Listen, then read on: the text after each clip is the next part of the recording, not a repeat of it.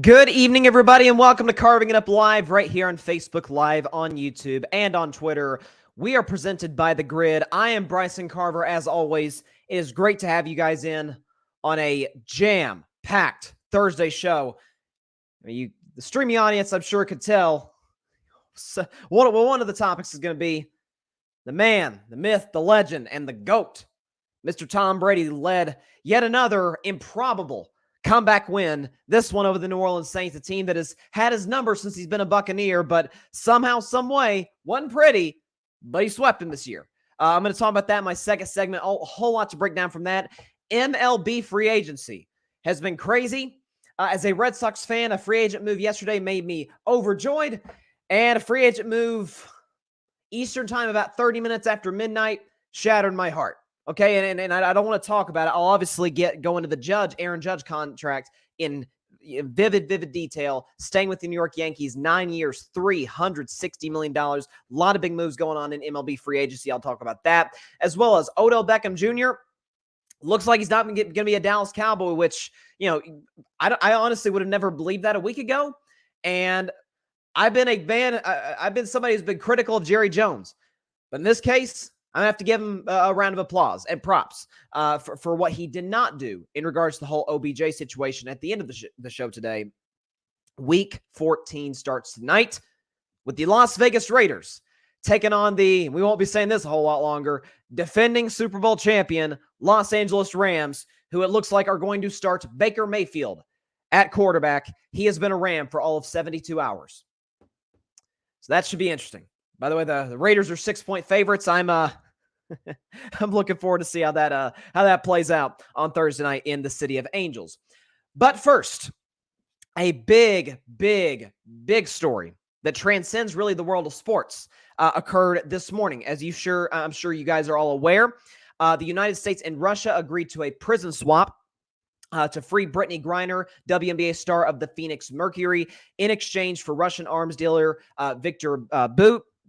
This comes after Griner was arrested 10 months ago on smuggling charges after 2 medically prescribed vaping cartridges were found in her luggage. She pled guilty on July the 7th and was sentenced to 9 years in prison. For the last month, she's been held in a penal colony with a, putting it mildly, horrendous reputation, as you might imagine. But thankfully now she'll be returning home safe and sound to her family, loved ones, and teammates for the holiday season. Before I get into anything, I think it is important for me to set the baseline for what we're going to do here today on my show and what we're not going to do today. What I'm not going to do in particular, is act like I know everything about the situation in terms of how the trade went down. Because I don't. I wasn't in those rooms. I do not work for the U.S. government. And ultimately what it comes down to is this news broke less than 12 hours ago. So we're going to learn a lot in the coming days, weeks, months about how this went down and just whatever went on in the situation. What I am going to do, what I always try to do on this show to the best of my ability, is react to the news, obviously most of it being sports, and give my take on it. Okay? What do we know? How do I feel about it? That's what I'm going to do today. So, what I'm going to do is refer to the tireless work of numerous journalists over the past 294 days. Here's what we know. There is also another American citizen who is wrongfully detained, who has been wrongfully detained for the past 4 years. His name's Paul Whelan.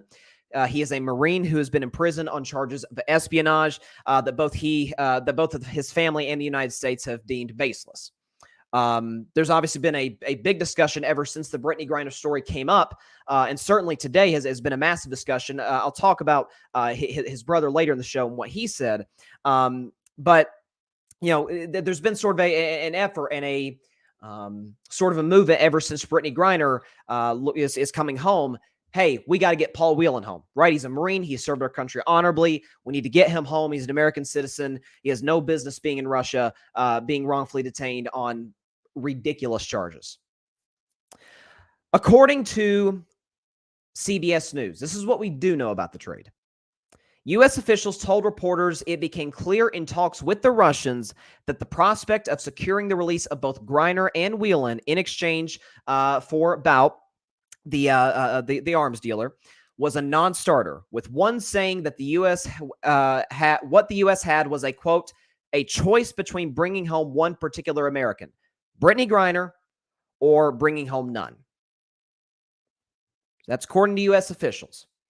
Now, President Biden, of course, spoke this morning on the prison swap, and when addressing Whelan, he said that we've not forgotten about Paul Whelan, and we will never give up on securing his release. And again, I'll sort of get into what his brother said earlier this morning later in the show. But here's what I want to say to start on Brittney Griner individually. For whatever reason, and it remained the case. I actually talked about this 4 months ago when she was sentenced to 9 years. I talked about it a little bit on my show back then. And I'll say it again. And for some weird reason, I don't know, society tends to be very weird. But for a weird reason, this seems to be a controversial take or statement. I'm happy that Brittney Griner's coming home. Matter of fact, I'm beyond happy that an American citizen who is wrongfully detained in a communist country is going to be returning home to the United States. And that she's no longer going to have to deal with the oppression and the mistreatment of the Russian government. The human rights violations in that country, we're all aware of it, go far beyond what anyone could possibly comprehend or imagine. I'm happy she gets to reunite with her family, her teammates, loved ones, and just in time for the holidays as well. And by the way, this is sort of a side story, but, you know, she gets to, hopefully come May, which I believe is when the season starts, she gets to play the game she loves and is, obviously has God-gifted abilities at doing and has been blessed with the opportunity to play in the WNBA. And she is, I think it has also been underreported, one of the greatest WNBA players of all time. It's a young league. It's only been around a little more than 25 years, but given the history of the league, Brittney Griner, given her accomplishments, gold medals, NBA championships, if I'm not mistaken, she may have a league MVP or two, one of the most accomplished players in the history of the sport. And certainly it will be quite a moment once she hopefully gets back on the court sometime this summer. But to those out there who say, well, she broke the law. You do the crime, you do the time. Well, first of all, that statement applies sure in the United States. Our justice system, folks, we all know is far from perfect.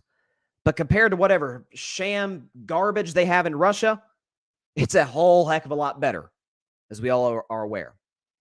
So, secondly, Brittney Griner was clearly, unequivocally, and obviously used by the Russians as a political pawn.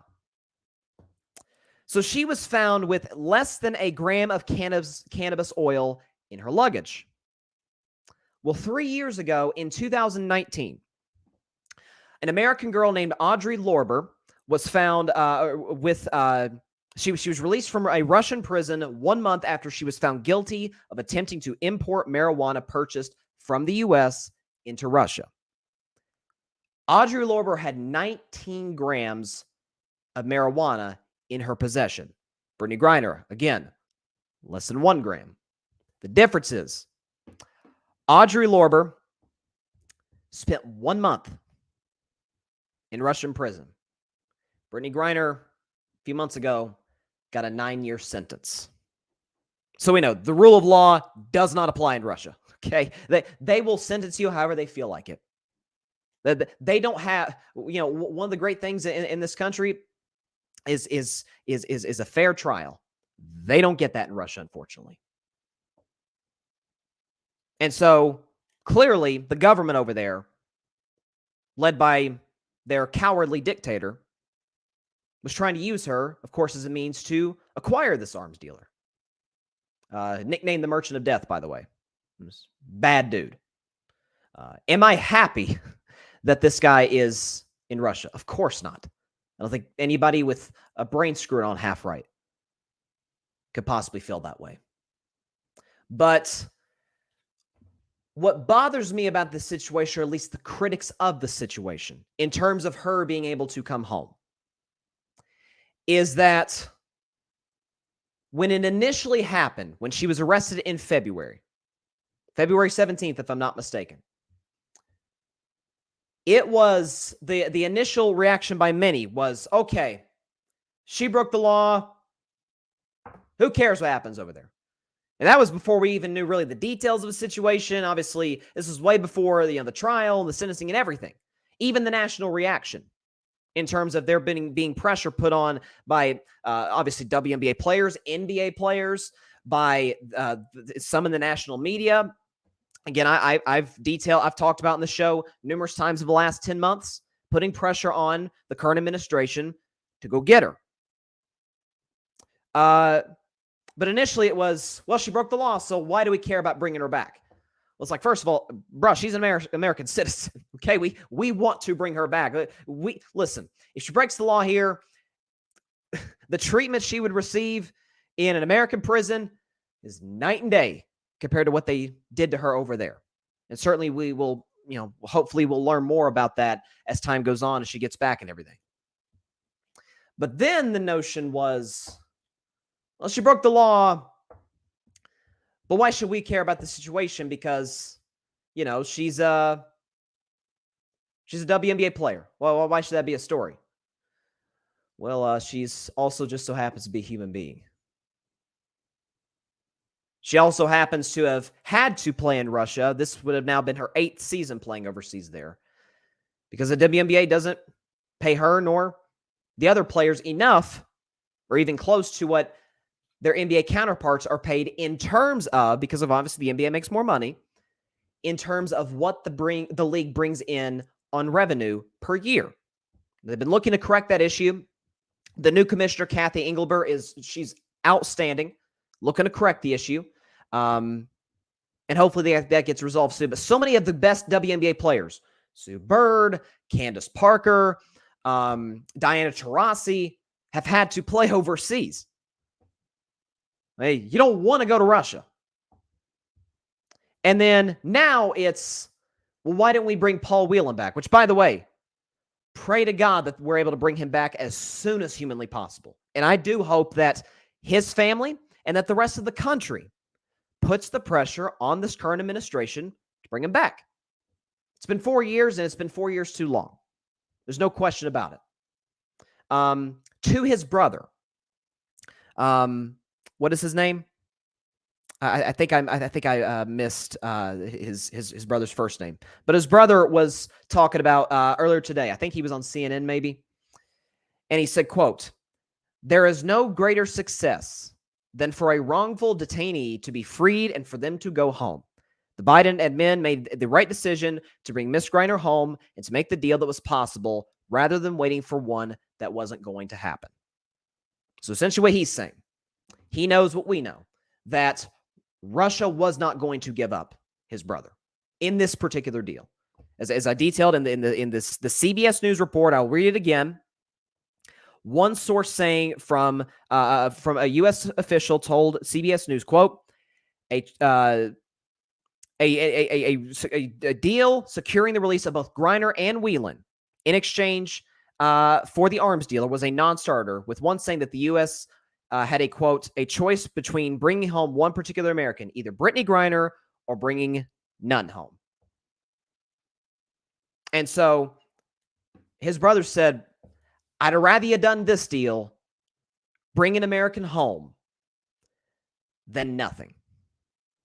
Now, hopefully good comes out of this in terms of she's going to come home. I think as soon as she touches U.S. soil, she's going to go to the hospital for the medical check because, again, God knows what they subjected to her to over there, considering their, again, extensive history of U.S. Of human rights violations. But hopefully a lot of good comes out of this in terms of her using her big platform, which has certainly only grown in the last 10 months due to the attention towards the situation. Hopefully Brittney uses her platform. Hopefully the entire WNBA, the NBA, the country, we all rally to bring Paul Whelan home, as well as the other wrongful detainees. We got one back in April. Brittney Griner's coming home. My hopes and prayers are that we can put in the effort and put the pressure on the current administration to bring Paul Whelan home. So, again, the fact that it is not something that is universally agreed upon by a lot of folks, that I'm happy, or that a lot of people are happy that she's back, is messed up. But it goes to certain double standards that I think it'd be best to not get into today. But I'm glad Brittney Griner's home. And again, the WNBA deserves a lot of props. They all of last season, they pretty much dedicated the entirety of last season. Their season goes from, for those of you who don't know, from May to September, although I do think that they added games onto their schedule. I think it's like 42 games now that they're going to play per season, per regular season. But they dedicated the whole season to her last year. During the All-Star game, Brittney Griner's number is 42. And so they wore 42 jerseys at the All-Star game. All the players did. You had even the Phoenix Suns, who play in the same arena, a Footprint Arena, I think, in Phoenix, where the Phoenix Mercury play. They had, I think, a hashtag WeAreBG, which kind of became a thing on the sideline of the court. And so, again, props to WNBA for rallying behind their sister. Props to the commissioner. Props to the NBA for rallying behind them. And like I said, it's a good day when an American citizen comes home. And certainly we're glad that's the case. And we pray for the release of Paul Whelan, as well as any other detainee in Russia. Because, yeah, that guy who runs that country is a psychopath, putting it mildly. All right. So moving from that, get a drink. That was a mouthful there. Moving from the Brittney Griner situation to the NFL. And it's fitting. As soon as Monday night concluded, I knew I was going to do this. I had to wear my Tom Brady jersey.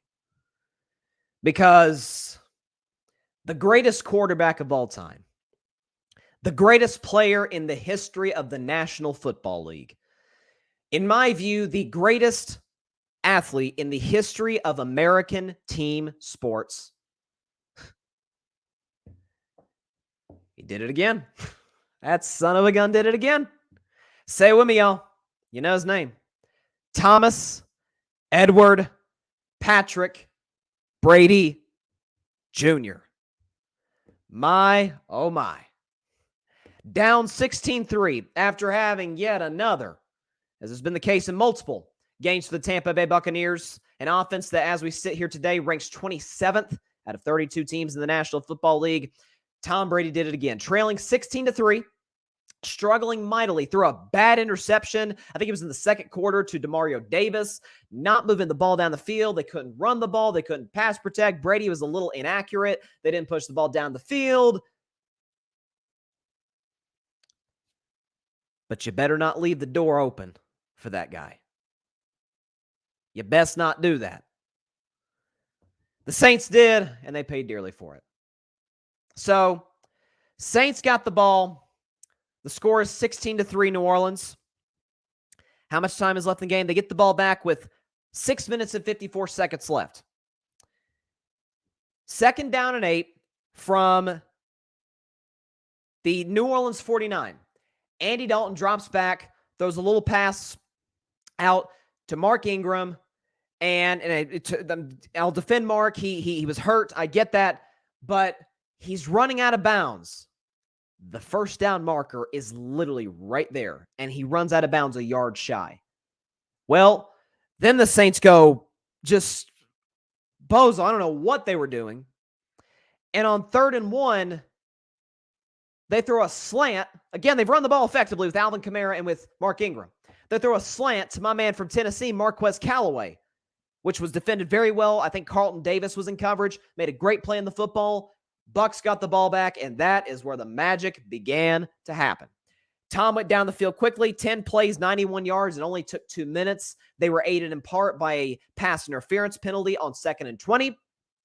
And he threw a touchdown pass to Cade Otton, who, by the way, has emerged as a really solid tight end. He's no Gronk, obviously, but he's emerged as a solid tight end for Tom Brady. He obviously caught the game-winning touchdown a few weeks ago against the Rams. And so, he's turned into a good security blanket for Tom, and certainly a good red zone target. And Tom, listen, when Tom trusts you, he keeps going to you if you're open.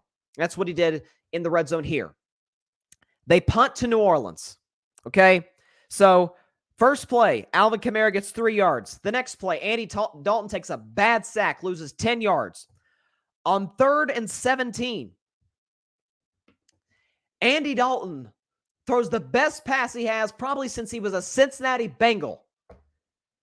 Right down, right between the two defenders, right into the hands of Taysom Hill. Now, I know Taysom Hill isn't a designated, he's not a receiver, he's not a quarterback, tight end. They line him up everywhere, right?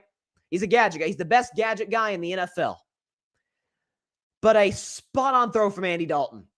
If Taysom Hill just catches that football, Saints probably win the game. If they don't run out the clock on that drive, they give the ball back to Tampa with not a whole lot of time left. Instead, they punted, 2:29 left in the game, and Tom Brady went to work.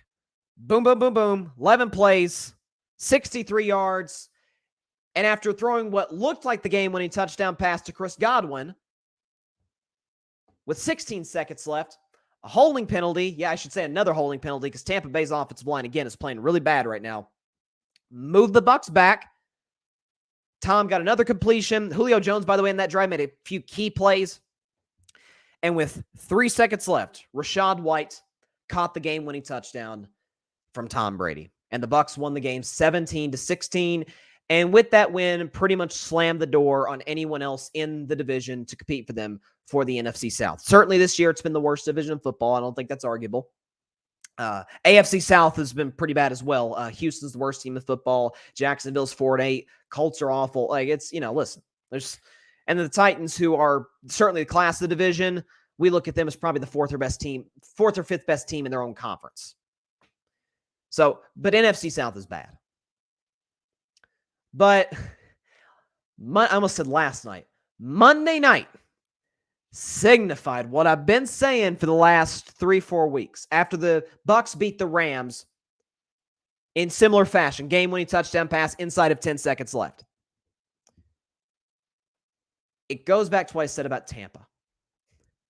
They are easily the most dangerous team in the NFC. Are they the best team? Absolutely not. Their record would show you that. They're 6-6. They are not the most dangerous. I'm sorry, they're not the best team in the NFC. That's Philadelphia right now. The record shows it. Your eyes show it.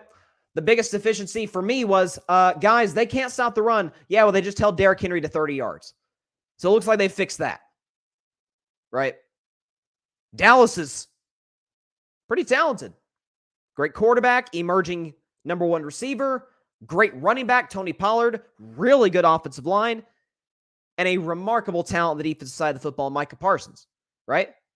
Dallas is a fairly talented roster. They're 9-3. They're going to make the playoffs. Question for the Cowboys is, will they win the division? That'll be decided in a couple of weeks.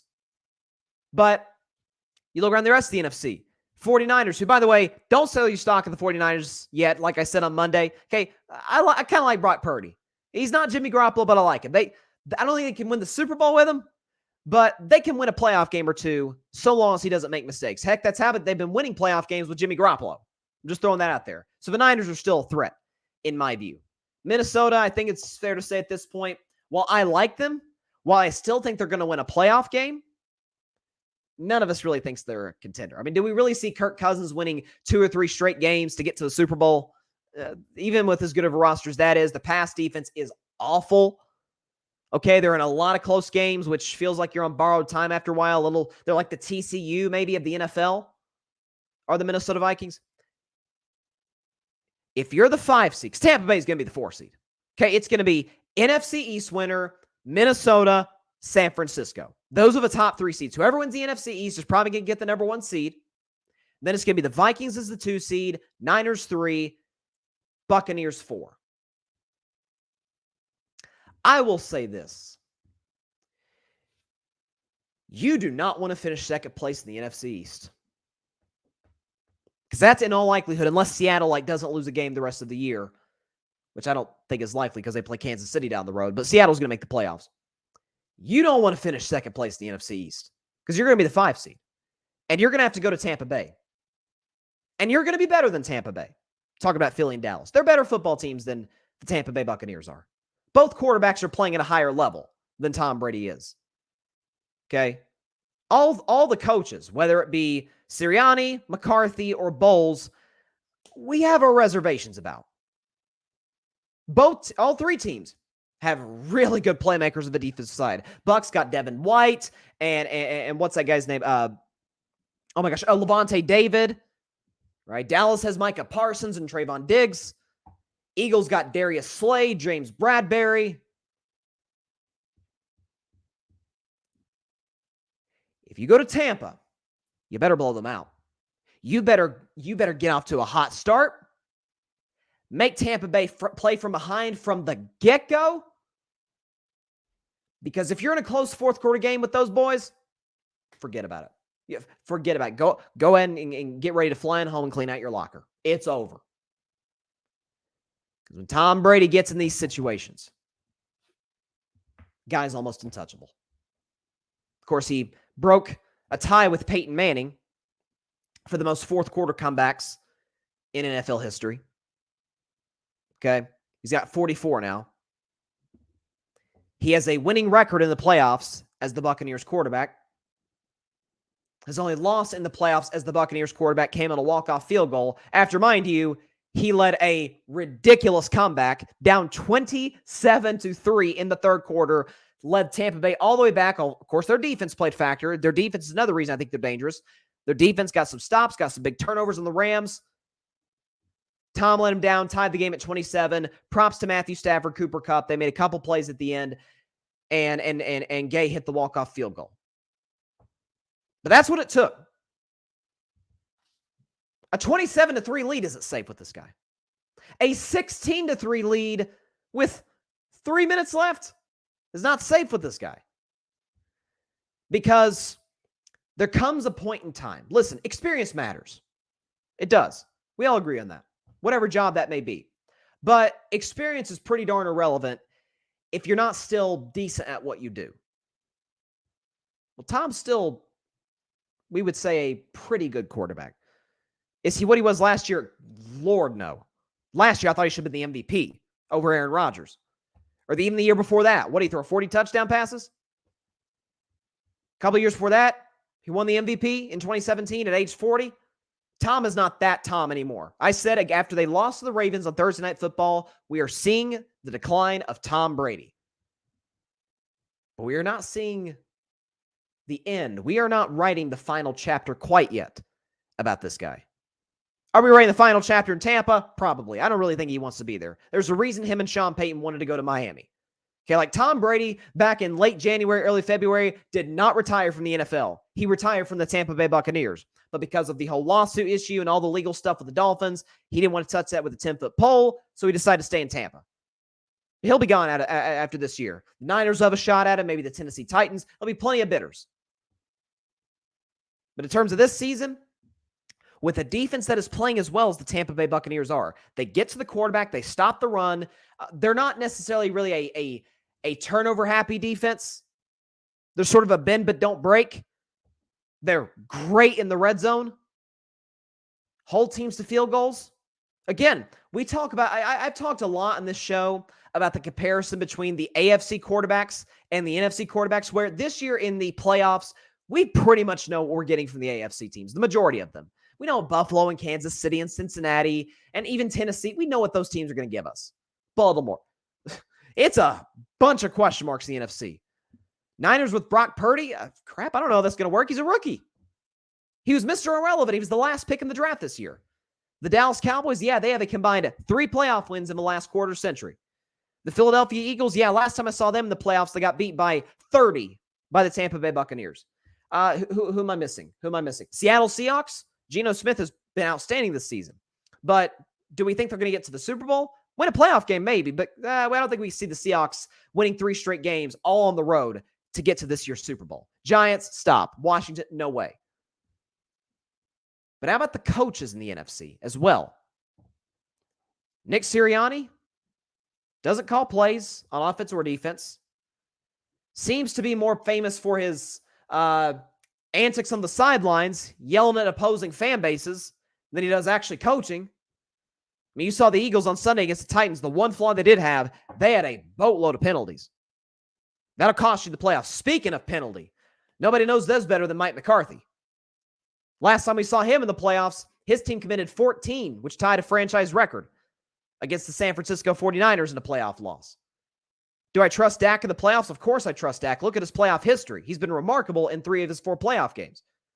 But do I trust the defense to make big key stops? I mean, I've got my trepidation. They couldn't stop San Francisco last year. Mike McCarthy, a lot of penalties. Okay, what about the Niners? Stacked roster, great coach. We're not sure about the quarterback. So even the coaches, we're not sure if they can out-scheme or outduel Todd Bowles. Todd Bowles isn't, Andy Reid or anything. Not even close, but he's certainly competent. And he made, by the way, credits Todd Bowles. Todd Bowles earned the respect of that locker room more so than I think he had coming in on Monday night. Because 7 minutes left, Buccaneers have the ball. Again, the score's still 16-3 at their own 25-yard line. It's 4th down and 10. And Tom won't leave the field. He said, we're going for it. We're not leaving the field. We're not punting. We're going for this. And Todd Bowles overruled him and said, no, we're punting. Helped Tampa Bay win the game. They punted, got a stop, and got the ball back. Because if Tampa Bay doesn't get the first down there, which the way they've been moving the ball on offense seemed highly unlikely at that point in time, Saints could have either scored a touchdown, the game would have been over, or they could have kicked a field goal, and it would have been really, really difficult at that point for the Bucs to come back. Because they'd had to score twice, get 2 two-point conversions. It'd have been a lot to ask from an offense that put up 3 points through 3.5 quarters. And had been scoreless since the second half of the first quarter, and then the whole second, third, and the first half of the fourth quarters. They'd done nothing on offense. So props to Todd Bowles for that decision.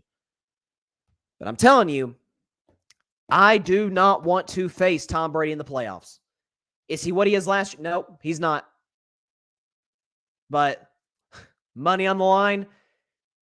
2 minutes left. Tom Brady's got the ball at his own 25-yard line with 2-3 timeouts. 2 minutes left. You're up 4. Are you feeling comfortable?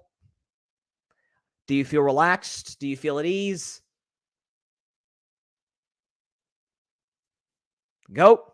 Number 12. That's all he wants. That is all Tom Brady could ask for. Given how this season has gone, 12 games in, they're 500. They're going to win the division because the division's awful. But matchup-wise, they don't really look great compared to other NFC contending teams. By the way, I'll do my predictions tomorrow on the show. I think Tampa Bay is going to get boat raced on Sunday afternoon against the San Francisco 49ers. I think that thing's going to be they're going to dominate them. Matchup-wise, Niners win just about everywhere. But when the money's on the line in the playoffs, do you trust Tom Brady, even a lesser version of Tom Brady, or do you trust Nick Sirianni and Jalen Hurts, who their only playoff game together, they lost to Tom Brady badly? Do you trust Tom Brady or Dak Prescott, who's been great in the playoffs, but he's got Mike McCarthy as his head coach, who isn't so great? Do you trust Tom Brady or Brock Purdy or Geno Smith or Daniel Jones or Taylor Heineke? I'm not saying they're going to get to the Super Bowl. What I am saying is you don't want to face them. And what I'm also saying is Tom Brady's clearest path to the Super Bowl in his career could not have come at a better point considering his regressing skills. But he's never had a clear path to the Super Bowl. I mean, if you put last year's Tom Brady, if you put last year's Buccaneers in this year, they'd be the favorites to come out of the NFC. Easy. We'd have the least questions about them. Only questions about them would be health. That's it. They would be the odds-on favorite. Maybe not the odds-on favorite. They'd be the favorites to come out of the NFC. We would absolutely favor them to beat Philly and the Niners and the Cowboys. No doubt about it. And the Vikings. I won't play that guy in the playoffs. He's a bad, bad man. He's a bad man. He showed it again on Monday night. By the way, I believe that's the first time. I think I saw a stat. It's the first time in Tom Brady's career that he's trailed by 13 points with 3 minutes left to go and won the game. It is also the first time in his career, it's the latest game-winning touchdown, rather, that he's thrown in his career. He threw the game-winning touchdown with 3 seconds left. So, again, props to Tom Brady. Safe to say we've seen this movie a time or two, without a question. You miss a Belichick, sure use him. Although I don't think a reunion is likely. Let's put it that way. So we had a big story in the league for the last month, maybe going on 2-ish months, regarding the most popular team in professional sports, the Dallas Cowboys. Now, it also involved the highest profile free agent on the market, that being, of course, Odell Beckham Jr. And for the last couple weeks, there's been a lot of public flirting between the two sides. OBJ on Monday night went to a Dallas Mavericks game along with Trayvon Diggs and Micah Parsons. And according to a reporter in Dallas who asked Odell Beckham Jr., he said, "What are the chances you sign in Dallas?" And OBJ reportedly said with a smile, "Pretty good chance." And so it looked all but inevitable. And then we started to get more information. And I always say, you can hold an opinion on something, but when you get more information, when the situation changes or you learn more about it, it becomes a problem. And you have to change your outlook. You don't want to be rigid. And props to a guy who has been the epitome of rigidity. Didn't mean for that to rhyme. Gerald Wayne Jones Jr. A man who I have criticized far more than I've praised, and for good reason, for numerous instances.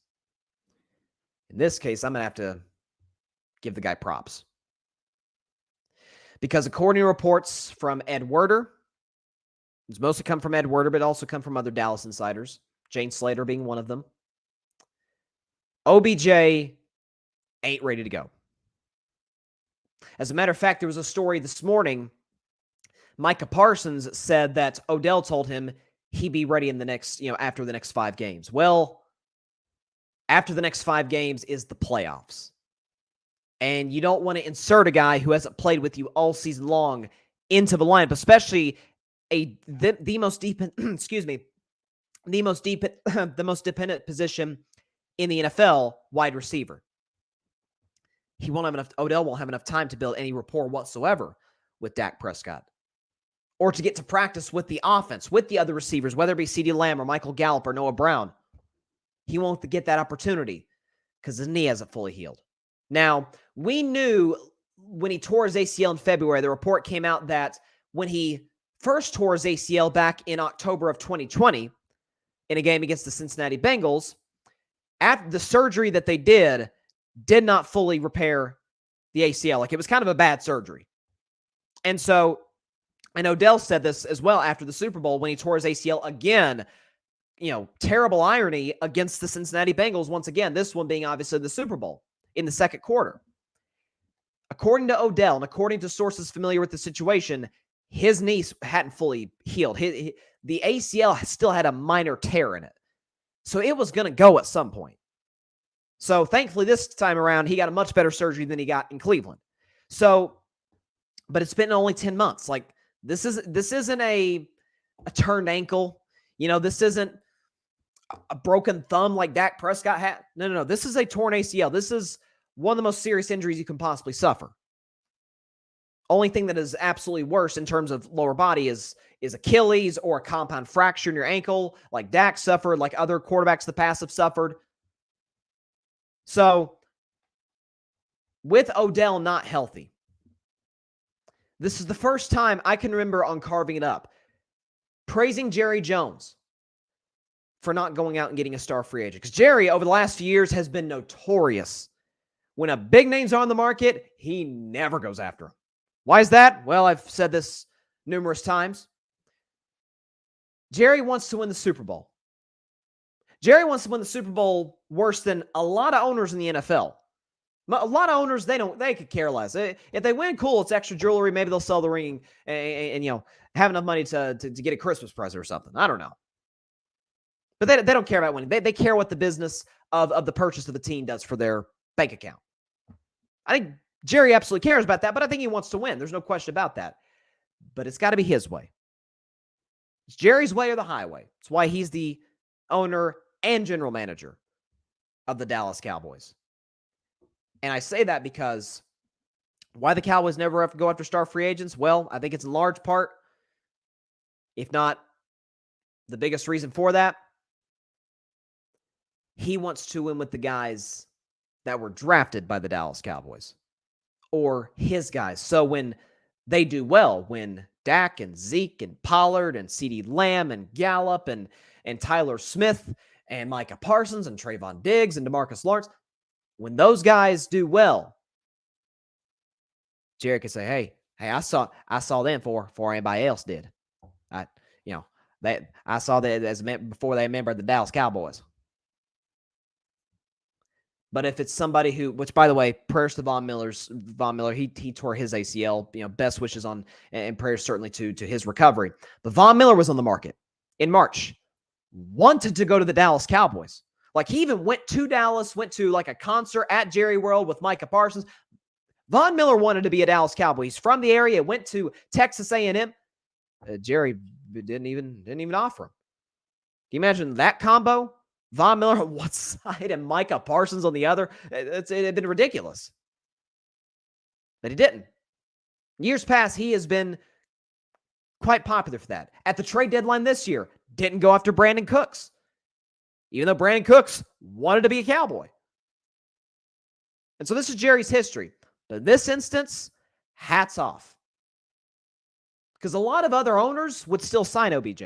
And come wild card round, or divisional round, whenever Dallas's first playoff game is, Odell's back in the starting lineup. Crowd's excited. I'm sure there'd be people in the stands with his jersey on. It's, let's go OBJ.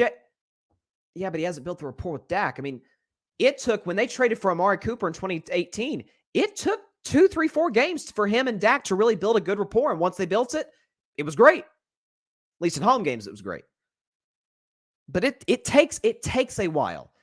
The receiver's got to get acclimated to the offense. Most importantly, he's got to build good chemistry with the quarterback. And the timeline just wasn't going to work in regards to where we're at in the season, where Odell's knee is at right now, and where the Cowboys are at, because they made no mistake about it. For them, it's championship or bust. That's their expectations. This doesn't put them anywhere closer to that because he's not healthy. Because if he signed him now, right, you got the Houston game, you got Jacksonville, and then he finished with 3 tough ones. Obviously, the toughest one being Philadelphia, then Tennessee, then Washington. Well, that's 5 games. That's a whole month for him to get acclimated to Kellen Moore's offense and to build a good rapport with Dak Prescott. You can't do that. You can't build rapport with a guy in the playoffs. If you don't have it by the playoffs, you're not going to have it at all. It's as simple as that. And so Odell's going to be on a team next year. He may be on a team this year. Maybe somebody will take the plunge. I know I'm hearing reports Philadelphia might go after him. I don't love it. I don't really like any playoff team signing Odell, just for the simple fact that he's not going to be ready until the wild card or divisional round. He won't contribute to you what you hope he will contribute. He'll be on a team next year. It still could be the Cowboys. Who knows? But as for right now, this would put Dallas further away than closer. Because for every target that Odell would get from Dak, and again, trying to build a good trust with his quarterback, that's a target that a guy who does have a good rapport with Dak, CeeDee Lamb or Michael Gallup or Dalton Schultz, don't get. I mean, the playoffs, what's great about the NFL playoffs, the late, great Bill Russell always said the best 2 words in sports are Game 7. Well, the NFL playoffs, every game is a Game 7. Every playoff game is an elimination game. Every game is win or go home. Games can literally turn on one play. One play can change the whole game. For good or for bad. Again, every play matters. If Odell is not there and isn't ready to go, he serves you no good. So, a rare hats off from carving it up at least, to Jerry Jones on not signing a big-name free agent. This has been something that he has not done well with in the past in terms of ignoring them. This time, he's right on the money to not do so. Now, and again, I'll predict the Raiders-Rams game tonight. Again, the Raiders, sitting there at 2-7 a few weeks ago, look dead. All of a sudden, they're 6-point favorites on the road in LA. And I will lay all my money down. They will be more Raiders fans than Rams fans. I would go so far as to say it will feel literally like a Rams home game. I'm sorry, like a Raiders home game. Because you got to remember, the Raiders were in LA around like the 70s, 80s, around that time. I think early 90s too is when they moved back to Oakland. Like there's a ton of Raiders fans that's still in Los Angeles. That place could be that is going to be a Raiders home game. It's going to be silver and black more than it's going to be whatever the Rams colors are, blue and gold. A lot of silver and black at SoFi Stadium. You can book that. But the Raiders are not dead. If the Raiders win tonight, they're in the exact same position they were at this time a year ago, 6-7. Now, in that case, last year, they won 4 straight games to get into the playoffs, including that wild showdown against their division rival Chargers. But it's going to be a good one tonight, I think. But again, there's some solid games in Week 14. Again, I'll predict them all tomorrow. You got Browns, Bengals, Joe Burrow. Somehow, it's crazy. I posted this on Instagram last night that one of those things in sports that just doesn't make sense, that Joe Burrow is 3-0 against the Kansas City Chiefs, but he's never beaten the Cleveland Browns. That doesn't make sense. I mean, look, you could beat the best quarterback coach combo in football, but you can't beat Jacoby Brissett or Baker Mayfield.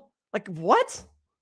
Like it's crazy. That's why I love the NFL. Eagles, Giants, that's a big division game. You got a Ravens, Steelers. Those games are always physical. Bucs, Niners. What else we got? Oh yeah. Sunday Night Football, Dolphins, Chargers. Again, I'll try and get that video uploaded soon about my 3-game sample size and how I'm going to use that to sort of make my final decision on Tua. Game 2 is very important because Tua's got his draft contemporary, a guy who he's going to be compared to for the rest of his career because he was taking a pick after him, Joe Burrow. Not Joe Burrow, Justin Herbert. He'll be compared to Burrow too because he was in the draft class. But he'll be compared to Justin Herbert because Dolphins could have took Herbert, but they took Tua. And so they're gonna battle it out on Sunday night in Los Angeles on Sunday night. I cannot wait for that game.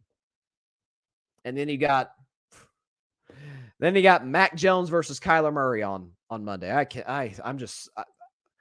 I've got a timer on my phone. Like I'm counting down the days till I can watch that game. No, not really. It's actually awful. But I got to move to Major League Baseball for a moment and free agency, because this free agency cycle has been kind of nuts. Like it's compared to years past, it has been highly eventful and highly entertaining. I'm depressed because my Red Sox lost Xander Bogaerts. I'm very depressed.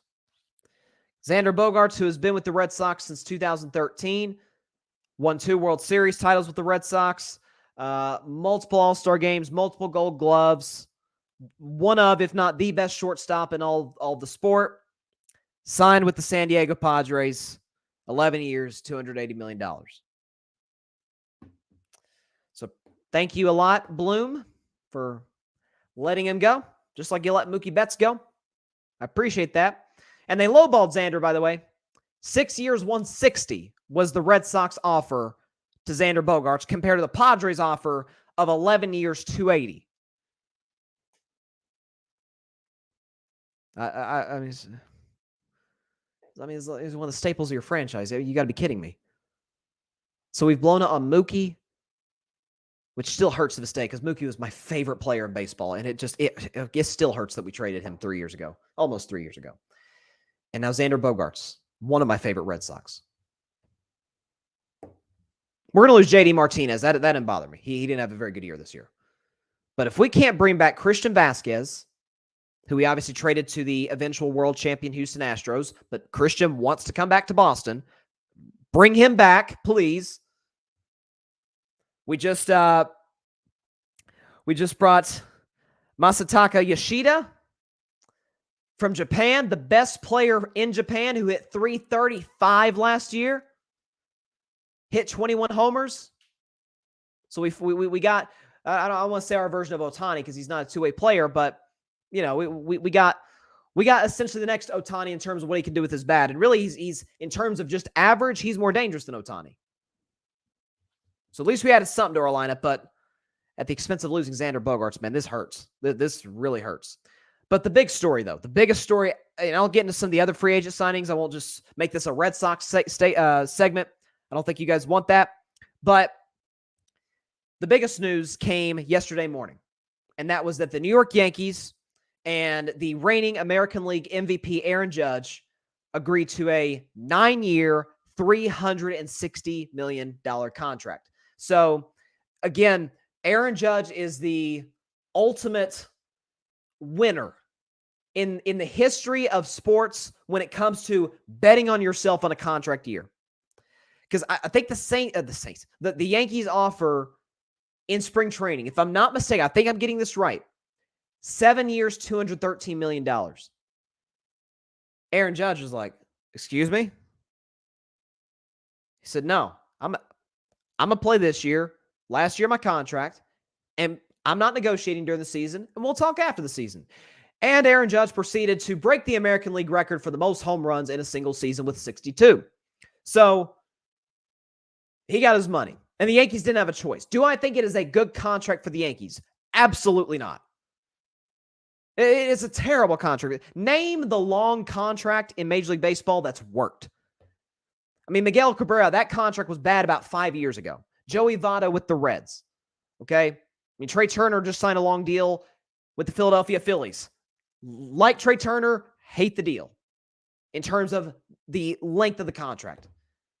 Heck, later in A-Rod's contract, it was a bad deal, but you had to keep him. You did not have a choice because you blew it in spring training. You didn't offer what Judge was asking for, which was reported around $300 million. Well, now you had to give him $360. That's on you, fam. That's on the New York Yankees. And does this put them any closer to winning a World Series title? It absolutely does not. Because we know of Aaron Judge's postseason struggles. I think they're a little blown out of proportion. But the Yankees, and they cannot get it through, Brian Cashman in particular, cannot get it through his thick head. And how he's still the general manager of the Yankees makes me happy as a Red Sox fan. Let's put it that way. Because I know a lot of Yankees fans, by the way, are not happy with this guy and haven't been for a while. They don't get it. And it's ironic the team they keep running into in the postseason, mostly in the ALCS, the Houston Astros. That is how you build a championship contender.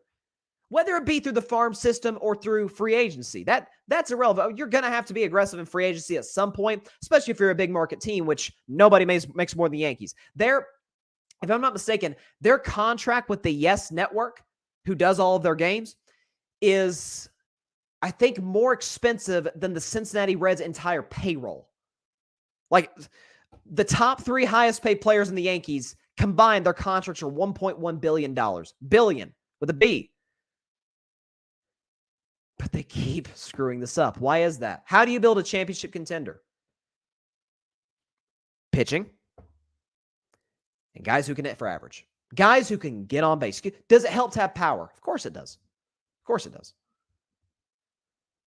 But in no logical baseball universe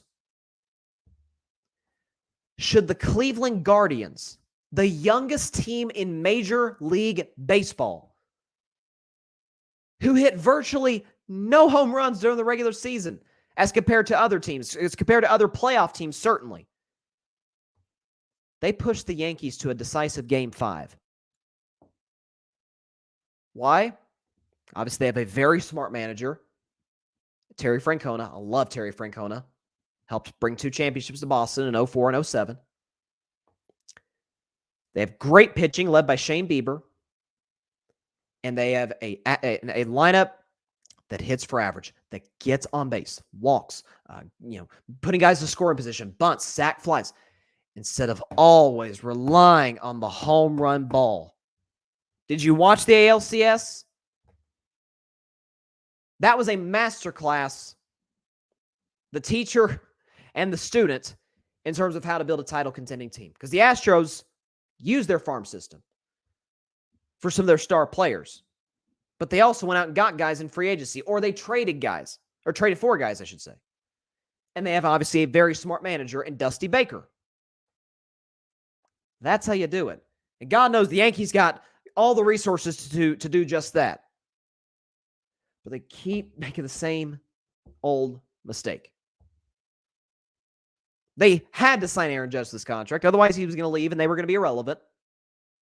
You know, have fun with Anthony Rizzo and Higashioka. Have fun with that. Okay, you had to bring Aaron Judge back. But these long deals never work. After about year 4 or 5, Aaron Judge is going to be 35 years old. He's not going to be a threat to go for 50 bombs a year. Maybe 40, but then once he gets to 37, 38, then it's really going to be a bad contract. But the Yankees only have themselves to blame. They didn't pay Judge what the market called for, what Aaron Judge was asking for. And this is what you get for it. You kept him. You know, could have been worse. Could have lost him to like the San Francisco Giants or somebody. But you had to keep him, but at what price? But does it put him any closer to winning a title? No. They very well might win the AL East once again. Okay, Toronto's going to be a threat. So are the Rays. The Rays, they're always a threat because they got an amazing farm system. But because Aaron Boone is a limited manager, and I think in some ways is limited in his powers to make his own decisions by the front office, because their starting pitching staff is, because their ace, Garrett Cole, their alleged ace, I should say, is routinely awful in the playoffs, because their bullpen can't get big outs late in games when they absolutely have to, they continuously run to Houston and they continuously get embarrassed. This year, a 4-0 sweep. And none of the games were even close. Sorry. It just is what it is. They're no closer today than they were at the beginning of the season. It just is what it is. But in terms of other deals in Major League Baseball, there's some big ones. Again, I mentioned Xander Bogaerts. I don't want to talk about it. I really don't want to talk about it. One of the more, I'd say one of the few non-surprising moves. We kind of figured this was coming. All-star catcher Wilson Contreras, who was the last remaining member from the Chicago Cubs team that broke the 108-year curse in 2016, won the World Series. He is now with the rival St. Louis Cardinals on a 5-year, $87.5 million deal. So good deal for the Cardinals and Wilson Contreras, again, remarkable catcher.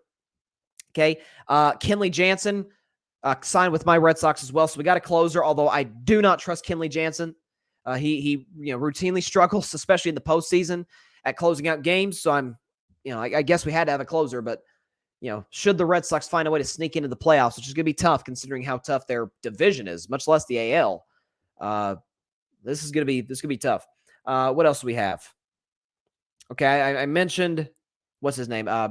Trey Turner. Mitch Haniger left the Seattle Mariners, signed with the San Francisco Giants, 3 years, $43.5 million. Cody Bellinger signed a 1 year, $17.5 million deal with the Chicago Cubs. Cubs are spending a lot of money in free agency. Let's see. Josh Bell signed with the Cleveland Guardians. He was a big piece of them getting to the Padres, getting to the NLCS last year. So solid deal for Cleveland. Again, I just literally talked about Cleveland not hitting for power. This guy helps that. This guy helps that cause. And obviously, I did mention Justin Verlander a few days ago, I think. Clayton Kershaw staying with the Dodgers on a 1 year deal. So some big deals going on. Obviously, there's some other high-profile free agents, couple shortstops, Carlos Correa, Dansby Swanson. So my man Nate Eovaldi, who I really hope stays in Boston. I don't feel overly confident about it, but we'll see how it plays out. But this is one of the more eventful and intriguing, free agency periods that we've had in Major League Baseball. And listen, whatever helps the popularity of the sport, I'm for, because I love baseball. I love Major League Baseball. There's certain practices they have that make me want to run my head through the camera that I'm looking at right now. But all in all, I love watching the sport. October baseball, there's nothing like it. There's nothing like it. So whatever brings the baseball world positive attention, this being it, free agency. One of the game's stars, really the face, I would say, today of Major League Baseball, Aaron Judge. He, along with, I think, Shohei Ohtani, I'd say are the faces of Major League Baseball. You could put guys like Bryce Harper in that category as well. But, yeah, I'm all for the occasional, rare, it seems like these days, positive publicity with Major League Baseball. But it's been highly eventful, and I'm looking forward to seeing how the rest of it plays out. Hey, maybe the Red Sox can get Carlos Correa. Listen, I know that a lot of people, Red Sox fans included, still have hard feelings from him in 2017.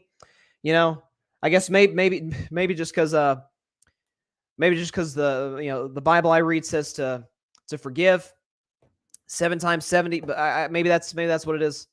I don't know. I've forgiven him. I've forgiven Carlos Correa. I've forgiven the 2017 Astros because we won a title a year later.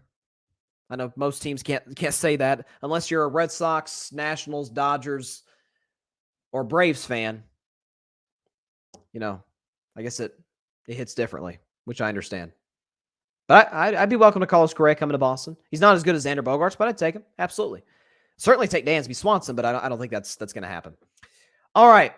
So we've got a game tonight between the Las Vegas Raiders and the Los Angeles Rams to kick off Week 14 of the 2022 NFL season. So here we go.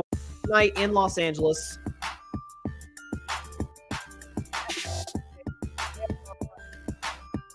The Raiders are 6-point favorites. The game kicks off in about an hour. So here's what I'm looking at this game. The Los Angeles Rams, the big story this week for a Rams team that's been one of, if not the most disappointing defending champions in NFL history, have a quarterback change. And if their backup quarterback has become the starter now that Matthew Stafford's on IR, if John Wolford does not, look healthy in pregame warmups tonight, they're going to roll with Baker Mayfield, who they just claimed off waivers on Monday after the Carolina Panthers released him. So, what do we know about Baker Mayfield? Well, we know that he's a backup, and we know that he struggled mightily to win games this season, really even last season in Cleveland. I'm trying to find Baker's numbers right now. Hang on. But we look at the Panthers. I get the roster's bad. I get that. Yeah, the firing of Matt Rule, it's a complete rebuild that they're going to have in that organization. I understand that. But at some point, I need to see it. I need to see some wins translate. Gosh, where is Baker's stats? Okay, here we go. Baker Mayfield. So this season, Baker Mayfield, 32nd in yards, 31st in touchdowns, 31st in QBR. By the way, QBR, 0 to 100. You want to know what Baker Mayfield's QBR is this season? 0 to 100. 18. And he's all the Rams got tonight against the Las Vegas Raiders. Now, mind you, the Raiders have struggled mightily on defense. And that's going to be, whether it be during the regular season, if they fail to reach the playoffs, or if they get on this crazy run and continue this winning streak and somehow sneak into the playoffs, it's going to plague them. It's going to end their season just like it did last year. And that's that their defense, their pass rush is really good. Really good. With Max Crosby and with Chandler Jones. Excuse me. But their secondary is horrible. Good news is they're facing a Rams offense that is offensively challenged. Which, did we ever think we'd be saying that coming into the season? But Matt Stafford's gone, Cooper Kupp is gone, Tyler Higbee's hurt. So now you're relying on that Skoranek kid. You're relying on Tutu Atwell, who I loved out of college, but has not panned out whatsoever. He's got 6 career NFL catches, an offensive line that is just in shambles. Cam Akers and his bad case of fumbleitis is your running back. I mean, it's a disaster. Aaron Donald's out. Jalen Ramsey is playing the worst football of his career. It's bad. There's a reason that the 5-7 Raiders are a touchdown favorite on the road. They're healthier, which, the Raiders got their share of injuries too, but nothing like the defending champions. Derek Carr's played very well the last 2 weeks. Josh Jacobs is having easily the best season of his career. Devontae Adams is doing what he has always done throughout his career, and that's catch the football and put up a lot of yards and a lot of touchdowns. I don't think this one's particularly close. Give me the Las Vegas Raiders to win this game 28-16 over the Los Angeles Rams in SoFi Stadium. I think this one's over pretty quickly. Again, the Rams are starting a quarterback who has been there for 72 hours, more or less. And that quarterback happens to be Baker Mayfield. If Baker had been with the Rams for 10 years, this is not a good fit. He's been there 3 days. So this is not going to work whatsoever. Give me the Raiders to win this one comfortably, 28-16, and cover the 6-point spread over the Los Angeles Rams. All right, Week 14 kicks off tonight. Again, tomorrow. Week 14 NFL predictions. You got Tom Brady against the 49ers. You've got, obviously, what else we got? Bengals and Browns. Again, Joe Burrow has never beaten the Browns in his career. You've got Tua versus Herbert on Sunday Night Football. That is easily the game I'm most looking forward to. Because you guys know Herbert is my guy. He's been my guy since the draft. I said coming into that draft, he'd be the best quarterback to come out. That's ended up being Burrow, but it isn't like Herbert has held up his end of the bargain. It hasn't been like he's embarrassed me or anything. Like Mr. Unlimited in Denver. Whew. Bad. All right, that is all the time we have for today's show. Appreciate everybody stopping by as always. Be sure to catch Carving It Up Live tomorrow at 6 p.m. Eastern, 3 p.m. Pacific time on Facebook Live, YouTube, and on Twitter. And be sure to like, share, comment, and hit that big red subscribe button. Take 2 seconds out of your day. Hit that big red subscribe button and hit the notification bell. Get notifications anytime we go live, upload a YouTube video, YouTube short, whatever we do on the Carving It Up YouTube channel. Be notified. Be the first one to know when we put that up. By the way, subscribe to the Grid Network. That is GRYD, the Grid Network. That is where I'm at, along with some amazing other creators, including Barry Grant Jr., the All Even Podcast, Ryan Flowers of Clutch Sports Talk, Patrick Brown, the Chaotic Sports Podcast, Alfred Parsard Jr. of the Rocket Fueled Jets Podcast. We've got the Cowboys Can Fan Podcast. We got so much great content. So check it out on the Grid Network. Which is also, by the way, you can listen to my show on Apple Podcasts, Spotify, iHeartRadio, Google Podcast, Anchor. I said it again. Dang it. It's the second time I've said Anchor this month. I'm no longer on Anchor. Do not look there. Okay, I'm not there. Neither is the Grid. We're not on Anchor. Apple, Spotify, iHeartRadio, Google Podcasts, as well as wherever you listen to your podcast, except for Anchor, of course. We don't do that anymore. Appreciate Anchor, but we're not there anymore. By the way, last thing before we get out of here. So you guys know I have a segment every Friday when I make my NFL predictions called Who am I a betting man? If I Were a Betting Man. Well, I do bet. I don't do in Vegas or anything. I don't do no sports books. I don't do BetMGM or FanDuel or anything. But I make bets that mostly involve this thing that is important to us all, but because us guys are just guys, pride, right? We take pride very, very seriously. And there's a gentleman coming on my show tomorrow. You know him very well. And he's got a debt to pay. Because we bet something. And I won. And he lost. Do not miss that tomorrow. I'll leave it at that. Have a great evening, everybody. Please continue to stay safe out there. God bless you all. Peace out. Baker Mayfield. Jeez. Thanks so much for watching the show on YouTube. Be sure to click that big red subscribe button and go check out the other clips and full shows of Carving It Up Live. Have a blessed day.